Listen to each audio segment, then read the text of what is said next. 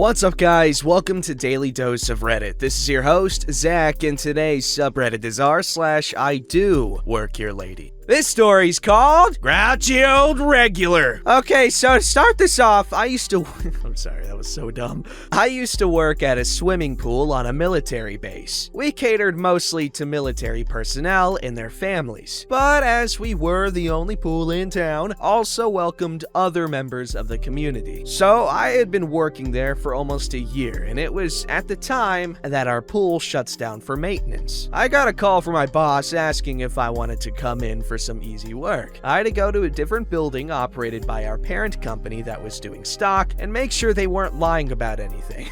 I don't know why they got a lifeguard to do it. May have been because they couldn't give us much else to do and I had no relation to this building at all. So a few days later, I go and do the job and am instructed to hand the paperwork into my boss's mailbox, which is in the office in the pool area. We get the keys from the back door to the front desk usually. So I went to walk around to get them when one of the regulars at the pool, he was going in to use the gym, also located in the building, stops me and asks if I have an ID on me. I respond, yeah, why? To which he says, "It's a military pool, meant for military. I need to see your ID and you can't just walk by without signing in." And then he goes off about how disrespected the military are in our community and how he doesn't know why we were welcome here. I'm trying to get a word in to say that I work here, but he just keeps going on and on. Also note, I was a pretty scrawny 17-year-old at the time, and this guy was a 6'3" military dude who could crush me with one hand. Someone didn't check their badassery. Don't worry, guys, you'll get that later on. All this time, the lady at the front desk, who knew exactly who I was, is trying not to laugh, and eventually, when he turns to her to scoff at my disrespect, I was literally standing there not knowing what to do. Does she tell him I work there? Was his response to apologize? No. Was it to acknowledge me in any way? No. He just took back his card that had been scanned and was sitting on the counter and walked to the gym. It was kind of funny seeing him at a lane swim when the pool opened back up. Edit, y'all are making me feel a lot better about my grammar, thanks. Punctuation, sir. Thank you for sharing. Very good story. My favorite part is a song by Ariana Grande and Mac Miller, and it makes me cry every time I listen to it. You thought I was going to talk about this story?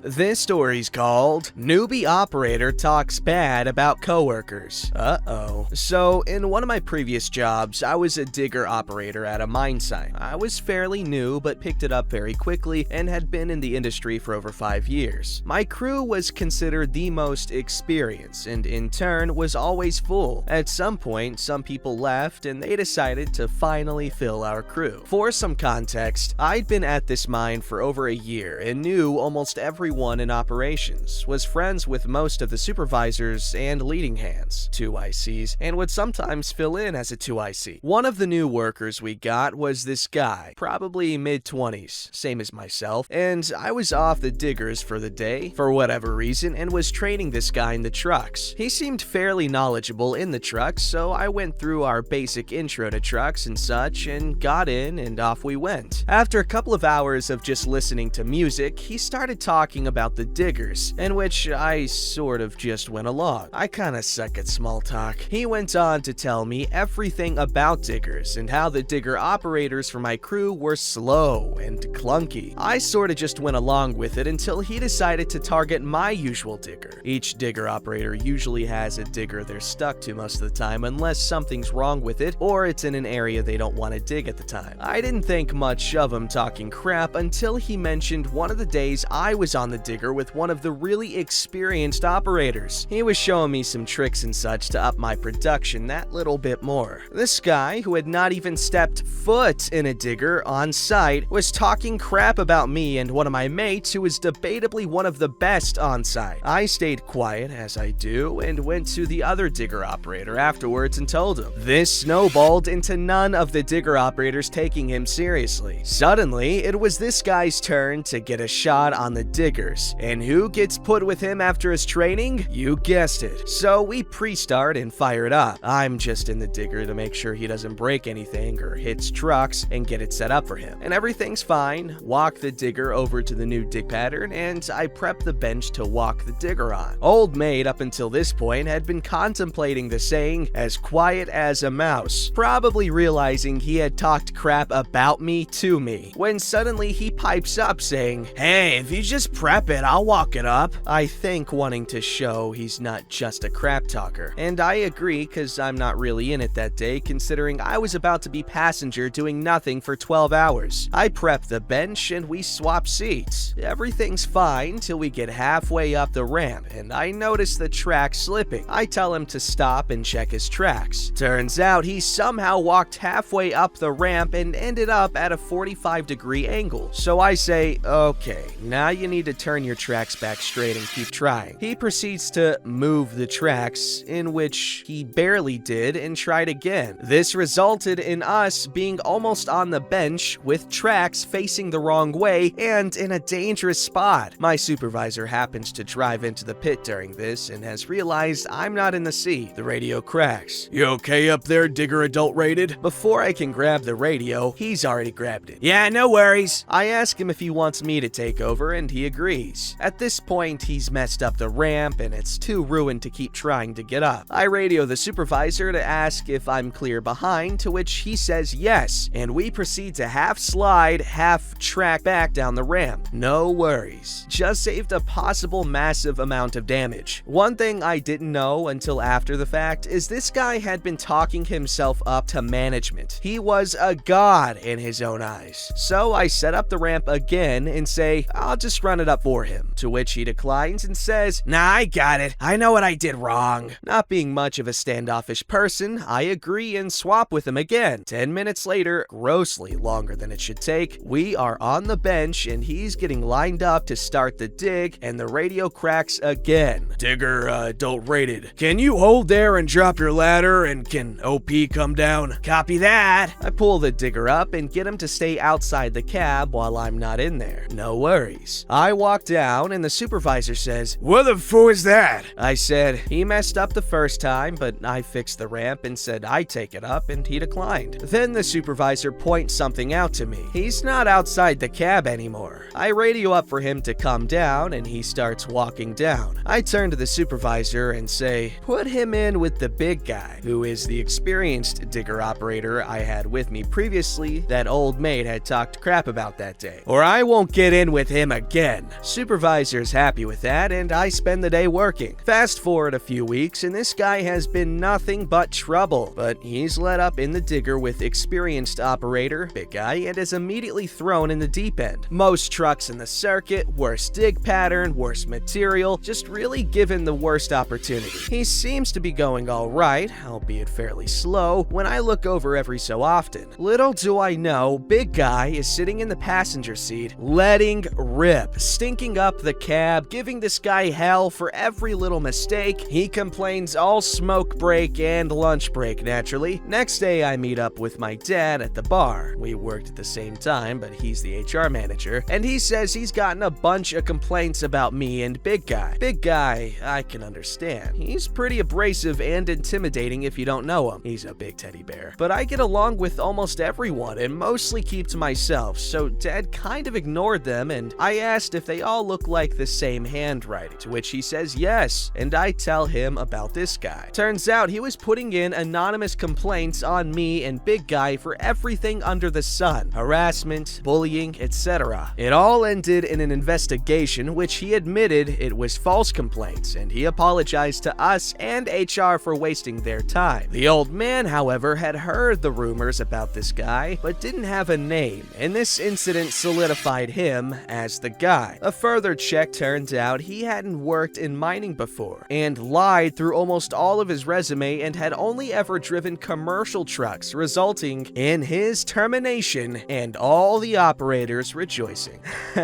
I wonder how many of you guys, really appreciated this story's existence, because, while I don't really have any qualms with the new guy, given that, I guess, I've never been in a situation where it's I don't know, I'm whispering this part far. I've never really been in a situation where there's like an annoying new guy other than maybe in school, but I don't know. I was the annoying kid in school too, so like I liked annoying people. I meant like I enjoyed people who were annoying, not that I enjoyed annoying people, which I also did enjoy.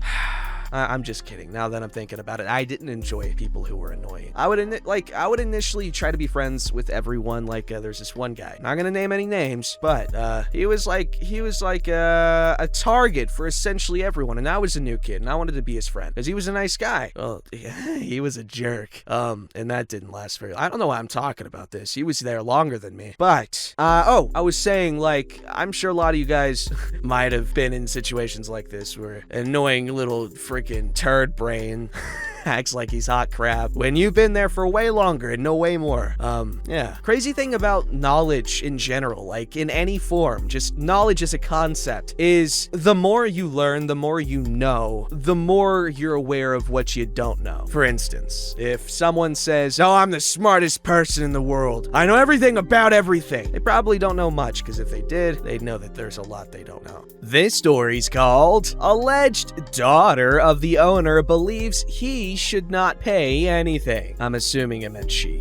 Good to begin with. I am Spanish speaking. Most of my stories are in Spanish, so excuse me if I do not write it well. At the time, I was 15 years old. I supported my uncle in his restaurant since I did not have a lot of staff. Since he did not have a lot of staff. So I agreed, supported in different areas, waiter, dishwasher, etc. At about 2, the sky is cloudy. There was a Karen that came in with an air of superiority. I was tending another table, and she begins to snap her fingers in the purest Thanos style. I was offended, but even so, I let it go. She began to sigh that the service was very bad. When I tend to her with a smile, I say, "Good afternoon, how can I help you?" To which she replies, "What are you doing here? You're too young to work here." To which I respond with, my parents gave me permission and I'm only helping. She apparently does not like this. Karen, half annoyed, started to order. I apologize for the delay and she begins to order for 3 people. She tells me, "I want it fast. I'm the owner's daughter." Annoyed, but holding on, I give her her order. I do not remember what she asked for, but it was something close to 150 souls. I'm Peruvian. She tells me that she should not pay since her dad owns it. To which I'm fed up, saying, "Seriously? Well, hello, cousin, how are ya?" She's somewhat surprised and says, "Wait, what?"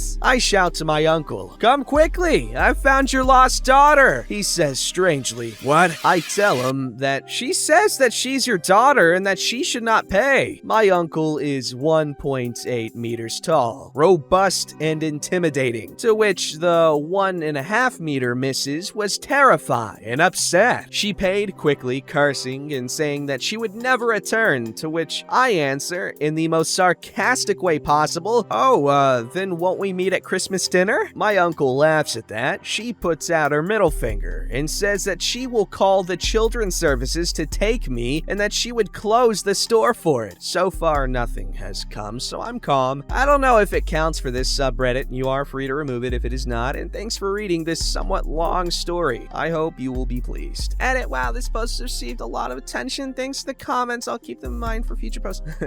That's a pretty cute story. I love stories where people try to seek favors from those that they don't deserve any favors from. You get what I'm saying? I'm tired, but like through familial relations that exist solely through delusion. Oh, most eloquently worded, my friend. Thank you. Don't ask who that was. He's not supposed to come out of his cage. Get back in there now. Okay. Just give me a scone at least. This guy and his scones. I give him a... Okay, this is going on too long. Next story. All right, this story's called Man Gets Mad.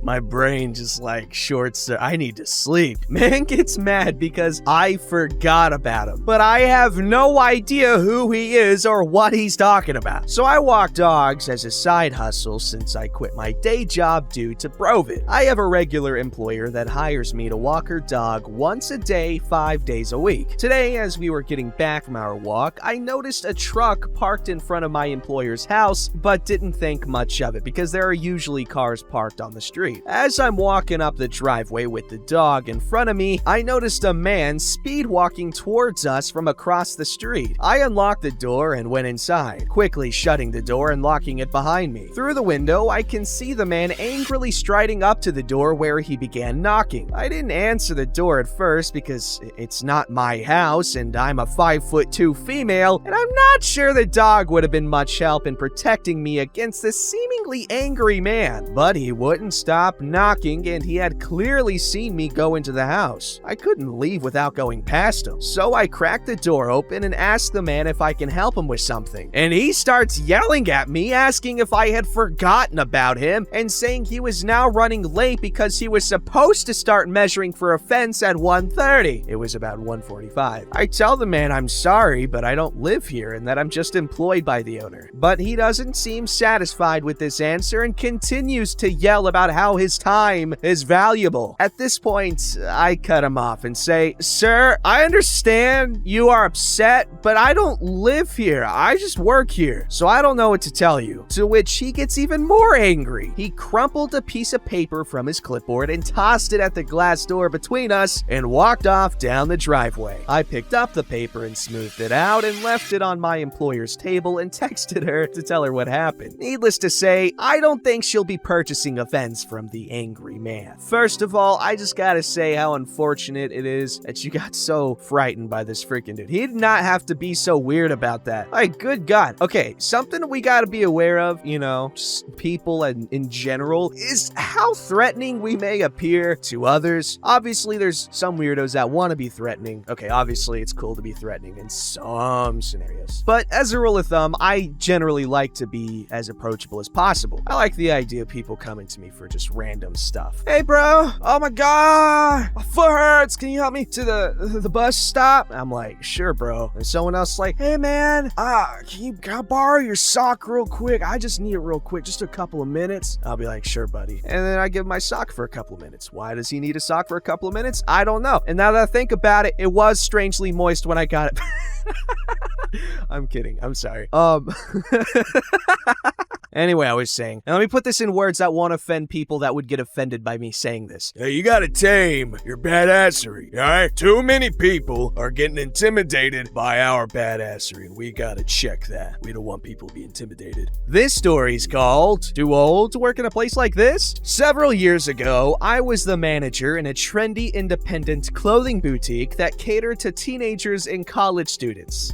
Had a couple of girls, probably in the 18 to 20 range, come in with their mother. I was working the register that day, so when they asked for help, our owner started helping them select items and take them into the dressing room. When they finally got up to the checkout, the mother said to me, "You should fire that lady. She is way too old to be working in a hip place like this." The old lady was standing a few feet away and walked up to the woman and said, "I don't just work in this place. I own this place, and I designed most of the clothes you just bought. And considering I've owned it for 40 years and it's made me a millionaire, you can kiss my ass. Now get out of my store and don't come back." She was a sassy old lady. I loved her to death. Broke my heart when she died a few years later. Okay, first of all, phrasing, what did you do to her? No, it's sad. It's sad, but it just, the turn. That was so dark. Rest in peace, boutique owner. If only OP loved you a little less,